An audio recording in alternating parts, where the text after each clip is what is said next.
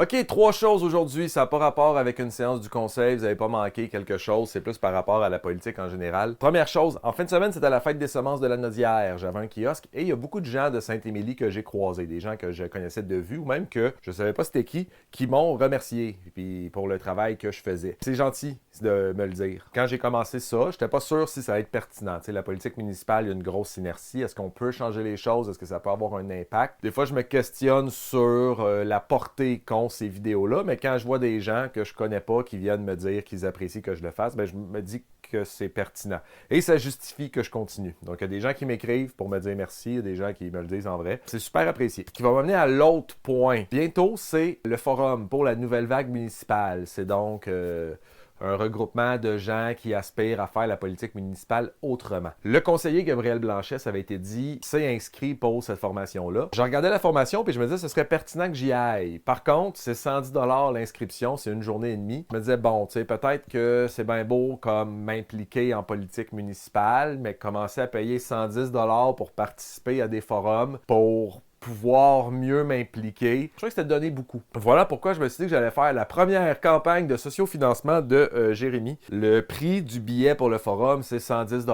Donc, je me dis, s'il y a 22 personnes qui me suivent, qui apprécient ce que je fais, puis qui payent chacune 5 $, ça paye l'inscription. Je me disais que c'était pas excessif de demander une contribution aux gens. Je comprends que tout coûte cher. Je comprends que la municipalité, on paye déjà beaucoup et que l'on se retrouve à payer un citoyen pour assister à une conférence alors qu'un conseiller y va déjà. Mais je vais m'arranger pour pas assister les mêmes conférences que Gabriel. Si je regarde un peu ce qu'il y a, il y a des choses que, ton retour sur la campagne électorale, voilà, de toute façon, ça, il n'y a rien à dire. J'ai pas été élu, c'est vraiment dommage, on le regrette tous. C'est des blagues. Je veux dire, ben oui, mais je veux dire. Post-mortem élection 2025. Donc, un retour sur la campagne électorale. Je sais pas du monde qui vont parler de plein de choses. Il y a aussi un cocktail d'ouverture festif, wow, du réseautage, mais surtout le lendemain, il y a différentes conférences qui sont bonnes. La première, le panel d'ouverture, affronter les crises d'aujourd'hui et de demain, les municipalités et la démocratie locale au cœur des solutions.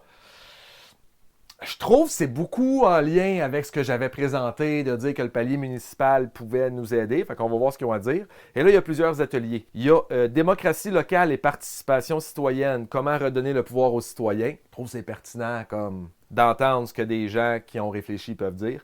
Être un élu de la nouvelle vague dans l'opposition. Comment mettre de l'avant les enjeux progressistes quand nous ne sommes pas au pouvoir. Bon, tu sais, ça me concerne moins parce que je suis pas au pouvoir, mais je suis pas non plus élu. Ça a l'air bon aussi. Être un élu dans un milieu qui dispose de peu de ressources. Comment être créatif et opérer les changements souhaités. Fait que ça a l'air aussi très bien. Il y a le maire de Petit-Saguenay, je l'avais vu en entrevue, il fait des belles choses aussi. D'autres personnes qui ont sûrement des choses intéressantes à dire. Innovation et pérennisation de nos actions. Quels sont les outils dont nous disposons pour maintenir nos acquis? Bon, ça me semble un petit peu trop abstrait. Une grosse pause dîner, un dîner-conférence facultatif. Puis après ça, il y a transformation du rôle et des villes des municipalités, environnement, mobilité durable et transition, d'accord, logement et itinérance, ok, oui.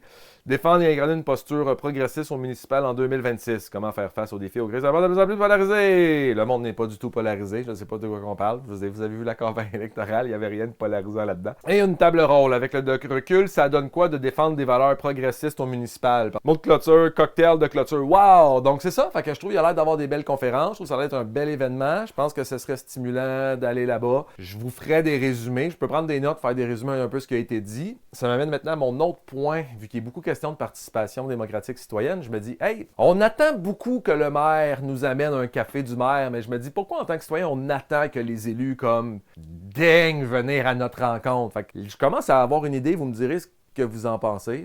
Mais je me disais, peut-être qu'on pourrait comme... Tu sais, le maire, à tous les mois, il a l'opportunité de répondre à nos questions dans une séance de conseil, puis je trouve que le format marche pas, puis les réponses qu'il me donne, des fois, je les trouve pas satisfaisantes. Et je me disais, pourquoi est-ce qu'on n'invite pas les conseillers? On fait une rencontre, on leur dit de venir, on veut faire une discussion. Fait que là, c'est pas la dynamique question-réponse, on parle de tel point, mais je me dis, invitons-les, puis comme posons-leur des questions et laissons-les répondre. Tu sais, je comprends que c'est challengeant, maintenant qu'il y a une hausse de taxes, de les mettre là, puis je veux pas que ce soit comme une confrontation, mais en même temps, j'aimerais ça entendre ce qu'ils ont à dire. Votre avis, tu sais, si je vous demande, vous en pensez quoi? Vous avez pris des décisions, d'accord, mais pourquoi? Qu'est-ce qui justifie?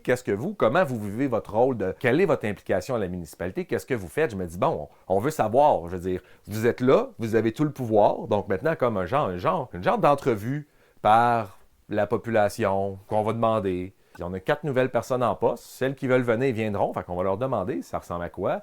vous, en tant que conseiller, est-ce que vous trouvez que, je sais pas, on leur pose les questions. L'idée, c'est pas de faire une place où on va leur lancer des roches, mais c'est vraiment juste de leur donner un espace où ils vont être en mesure comme de parler. Je comprends qu'ils peuvent pas comme promettre de choses, puis ils peuvent pas s'engager, qu'ils n'ont pas de pouvoir, mais en même temps, ils sont élus. Fait qu'à un moment donné, ils ont du pouvoir de temps en temps. Fait que là, en campagne municipale, ils ont promis des choses. On peut leur demander maintenant qu'ils sont dans le bateau, qu'est-ce qu'ils comptent faire, quoi faire. Fait que c'est tout. Je suis en train de réfléchir à ça, comment ça peut être fait. Je trouve que ce serait une bonne idée. S'il y a des gens qui veulent travailler là-dessus, c'est ça. Je sais pas c'est quelle formule que ça pourrait prendre, mais je me disais que d'inviter les conseillers à une rencontre citoyenne, ce serait bien.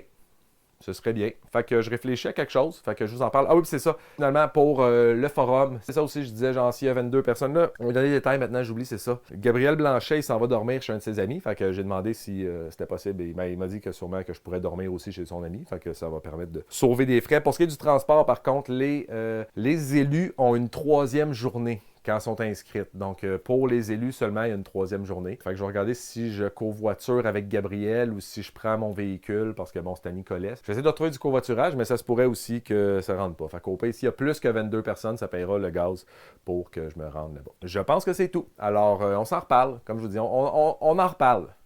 On s'en reparle. Bye.